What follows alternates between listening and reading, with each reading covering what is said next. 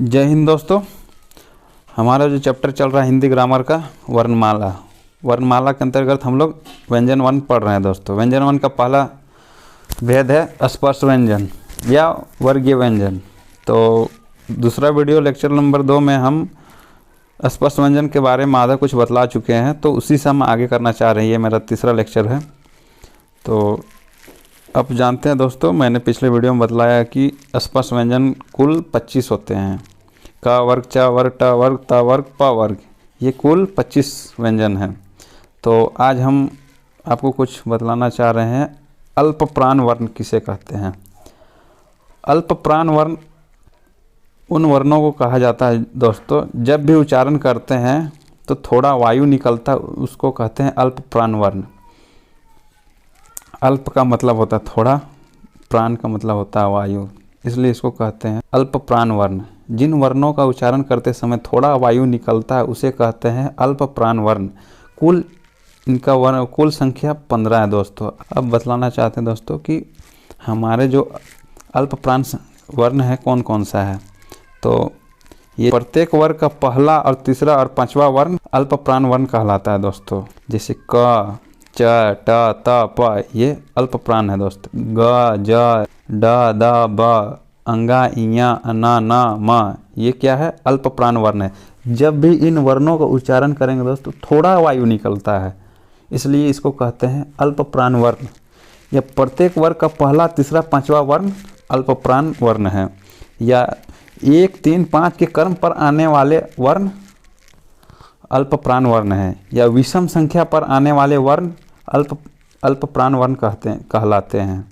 जैसे क पहला में है, ग तीसरा में और अंगा पांचवा में है। तो ये क्या हुआ, अल्प प्राण। ये विषम संख्या में जो 2 से भाग ना लगे उसे विषम संख्या कहते हैं।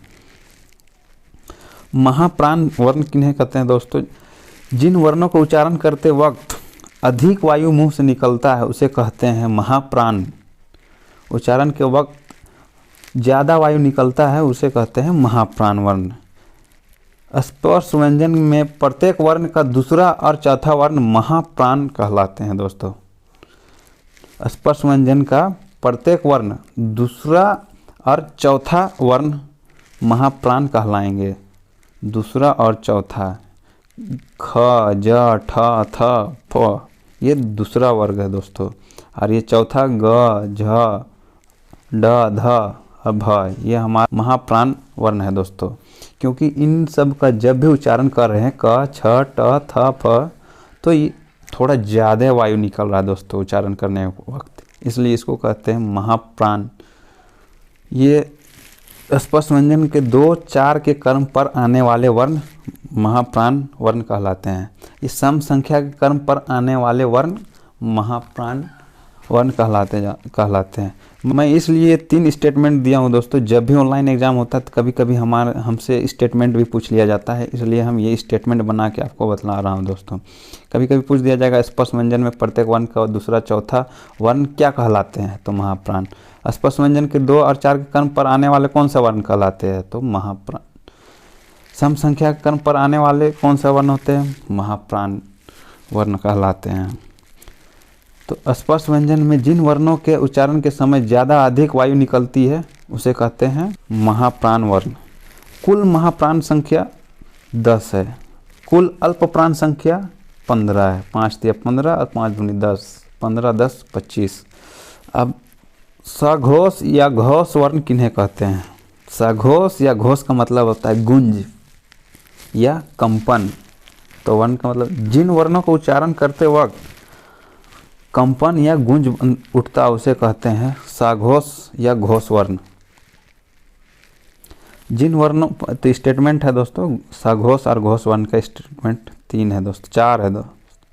तो पहला स्टेटमेंट है, जिन वर्णों के उच्चारण के समय झंझकार अर्थात गूंज उत्पन्न होती है उसे कहते हैं सघोष या घोष वर्ण।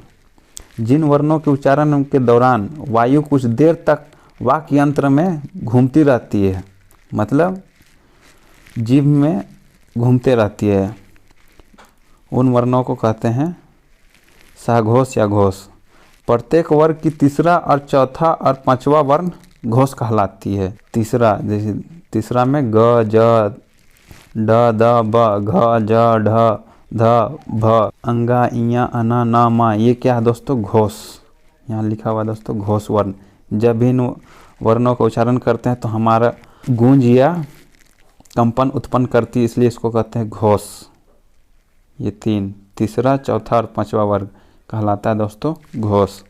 और अघोष जिन वर्णों का गूंज या कंपन उत्पन्न ना करती हो उसे कहते हैं अघोष। जैसे क, ख, ज, च, छ, ट, ढ, त, थ, प, फ, ये दोनों वर्ग को अघोष कहते हैं दोस्तों। अघोष मतलब जिन वर्णों का उच्चारण करते वक्त कंपन ना हो उसे कहते हैं अघोष।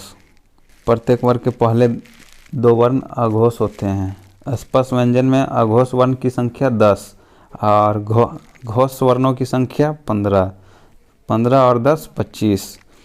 वर्ण का पहला भेद कंप्लीट हो चुका है दोस्तों। व्यंजन वर्ण का पहला भेद कंप्लीट हो चुका है दोस्तों, स्पर्श व्यंजन। अब हम बतलाना चाहते हैं दूसरा भेद, व्यंजन वर्ण के दूसरा भेद अंतस्थ व्यंजन। अंतस्थ व्यंजन य, र, ल, व कुल 4 है दोस्तों। इसी को यन वर्ण भी कहते हैं, क्योंकि य से शुरुआत होता है इसलिए इसको यन वर्ण कहते हैं।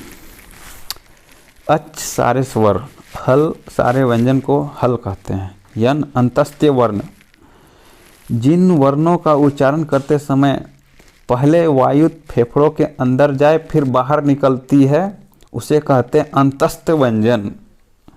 किसे कहते हैं दोस्तों?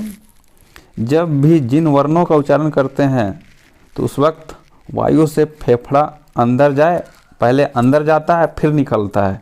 या बोलेंगे तो भी अंदर पहले जाएगा फेफड़ा के, फिर बाहर निकलेगा। रा बोलेंगे, ल, व, पहले फेफड़ा के अंदर जाता है तब बाहर निकलता है, इसलिए कहते हैं अंतस्थ व्यंजन या यन वर्ण। यन वर्ण इसलिए कहते हैं क्योंकि य से शुरुआत होता है, इसलिए इसे कहते हैं। इन्हें यन या य से आरंभ होने वाली वर्ण भी कहा जाता है। इनकी संख्या 4 होती है दोस्तों, य, र, ल, व।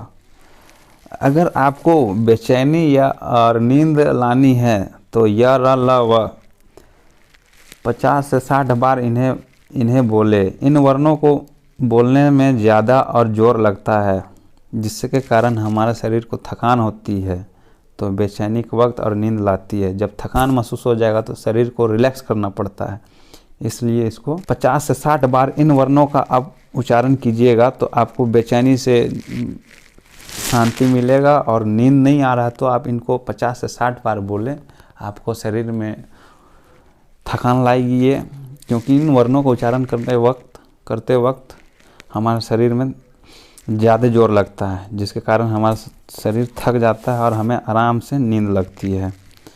तो अंतस्थ व्यंजन के बारे में आपको बतलाएं दोस्तों। आई होप कि आपको यह अंतस्थ व्यंजन समझ में आ चुका होगा। अब हमारा तीसरा भेद है व्यंजन वर्ण के तीसरा भेद उष्ममान या संघर्षी व्यंजन। तो किसे कहते हैं दोस्तों? इसमें स्टेटमेंट लिखा हुआ है 4। पहला स्टेटमेंट है, जिन वर्णों का उच्चारण करते समय गर्म वायु शरीर से बाहर निकलती है उसे कहते हैं उष्म या उष्मान या संघर्षी व्यंजन कहते हैं। जब भी इन वर्णों का उच्चारण कीजिएगा दोस्तों, जब भी उच्चारण करेंगे तो इसका जो हवा मुंह से निकलेगा दोस्तों, गर्म हवा निकलेगा दोस्तों, गर्म वायु। आप इसको मुंह के सामने हाथ को रख लीजिए, उसके बाद उच्चारण कीजिएगा। महसूस कीजिएगा कि हाथ के सामने हाथ में जो गर्म वायु का महसूस होगा। और दूसरा स्टेटमेंट है, जिन वर्णों का उच्चारण करते समय संघर्ष उत्पन्न हो उसे कहते हैं संघर्षी व्यंजन। अब ये स, और ह, जब भी इसका उच्चारण करेंगे दोस्तों थोड़ा सा संघर्ष, ये मेहनत करना पड़ता है मुंह को, जीभ को, इसलिए इसको कहते हैं संघर्षी व्यंजन। उष्मन या संघर्षी व्यंजन स ह है। अगर आपको ठंड लग रहा है तो आप इन वर्ण को ह का उच्चारण 50 से 60 बार करें, आपको गर्म महसूस होगा, क्योंकि शरीर में ये घर्षण उत्पन्न करती है। जब घर्षण उत्पन्न करती है तो हमारा शरीर गर्म हो जाती है। इन वर्णों का आप 50 से 60 बार उच्चारण कीजिएगा तो शरीर में गर्माहट लाती है दोस्तों। चौथा दोस्तों, संयुक्त व्यंजन या संधि व्यंजन। संयुक्त व्यंजन, जो व्यंजन दो अलग अलग व्यंजनों से मिलकर बनते हैं उसे कहते हैं संयुक्त व्यंजन। ये कहते हैं संयुक्त व्यंजन। वह वर्ण जो दो व्यंजन दो अलग अलग व्यंजन से मिलकर बनते हैं उसे कहते हैं संयुक्त व्यंजन।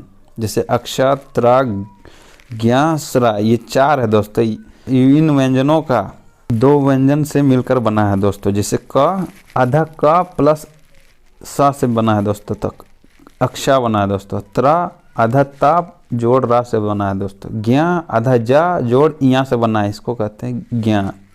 स्र आधा सा जोड़ रा से बना है दोस्तों, तो इसको कहते हैं स्र। जैसे अक्षा से। और एक 5वां है दोस्तों, ये संस्कृत में माना जाता है, इसको हिंदी में नहीं माना जाता है दोस्तों। ये जो द्या बना है दोस्तों, आधा द और या द्या, इसका इस्तेमाल करते हैं हम विद्यालय में, गद्य में, पद्य में, विद्या में। विद्यालय में वामे से भी आधा द या में कर या लाया, विद्यालय हो गया दोस्तों, आधा द या, आधा द या। गद्य है दोस्तों, आधा ग आधा द या गद्य है। पद है प आधा द या पद है। विद्या है दोस्तों, वामे से भी आधा द या में कर या विद्या। उद्देश्य लिख रहे हैं दोस्तों, उ आधा द दामे दे स या उद्देश्य है दोस्तों। तो जैसे अक्षा से क्षत्रिय, त्रा से छात्र, ज्ञा से विज्ञान, स्रा से श्रीमान, तो अद्या से विद्यालय। कभी कभी हमसे सवाल में पूछा जाएगा दोस्तों, जब भी परीक्षा होता है तो छ लिख देगा दोस्तों, छ लिखा हुआ रहेगा, उसके नीचे 4 ऑप्शन दिया हुआ दोस्तों। आधा क जोड़ आधा स, दूसरा में क जोड़ आधा स, तीसरा में क आधा क जोड़ आधा स जोड़ अ, और चौथा कोई नहीं। तो इन चारों में से में दोस्तों सही होगा तीसरा। जब आधा का जोड़ सा नहीं दिया हुआ रहेगा और ये दिया हुआ रहेगा क आधा का जोड़ आधा सा जोड़ अ, तब हम इसको टिक करेंगे दोस्तों तीसरा को। और जब दिया हुआ रहेगा आधा का और सा, तो पहले उसको टिक मारेंगे, तब ये तीसरा नंबर को टिक मारेंगे, क्योंकि हर एक व्यंजन में स्वर का स्वर रहता है दोस्तों। 5वां है उत्क्षेपित व्यंजन या ताड़नजात वर्ण। उत्क्षेपित व्यंजन ट वर्ग के तीसरे और चौथे व्यंजन से ही बनते हैं। इनका उच्चारण व हिंदी शब्दकोश में स्थान ड ढ के समान ही होता है। दूसरा स्टेटमेंट है दोस्तों, उत्क्षेपित का अर्थ उछलना होता है। जब ये 2 वर्ण ड ढ बिंदु पर टीके लग जाते हैं तब इन्हें उत्क्षेपित या ताड़नजात वर्ण कहते हैं। उच्चारण वही है दोस्तों, ड ढ। जब भी लिखते हैं तो इसके नीचे एक बिंदु डालते हैं, इसलिए इसको कहते हैं उत्क्षेपित व्यंजन।